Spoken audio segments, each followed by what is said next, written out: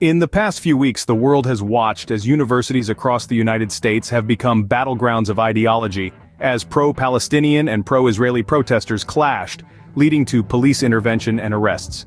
It all began at UCLA and Columbia University, where dueling groups of protesters sparked a nationwide trend of similar demonstrations. The protests were ignited by Israel's offensive in Gaza.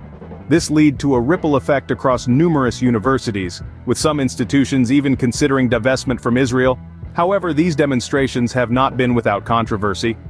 Critics, including Israel and its supporters, label them as anti-Semitic, while the organizers insist they are peaceful movements advocating for Palestinian rights. The police response to these protests has sparked its own controversy. Accusations of outside agitators and questions about the balance between maintaining order and upholding the right to free speech are now at the forefront of the discussion.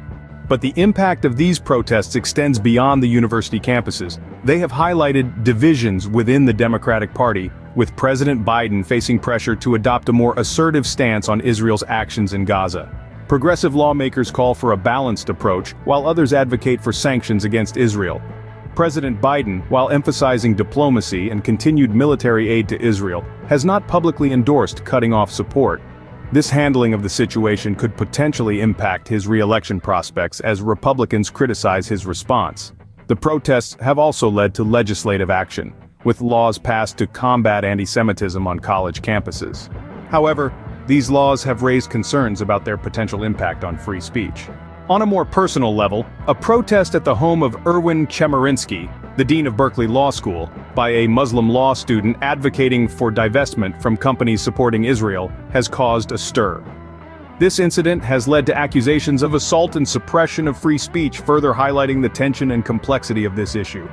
These nationwide protests, the police response, and the subsequent political fallout and legislative action form a complex narrative that continues to unfold. As we watch this story progress, it's clear that these events are more than just protests. They are a reflection of the broader ideological battles and societal debates that are shaping the course of our nation's future. In summary, the recent clashes between pro-Palestinian and pro-Israeli protesters at universities across the United States have sparked a nationwide series of similar protests, police intervention, and arrests. These events have stirred controversy and divided political parties, influenced legislation, and have possibly affected the future of political careers. As we continue to watch this situation unfold, one thing is clear. The impact of these protests extends far beyond the university campuses where they began.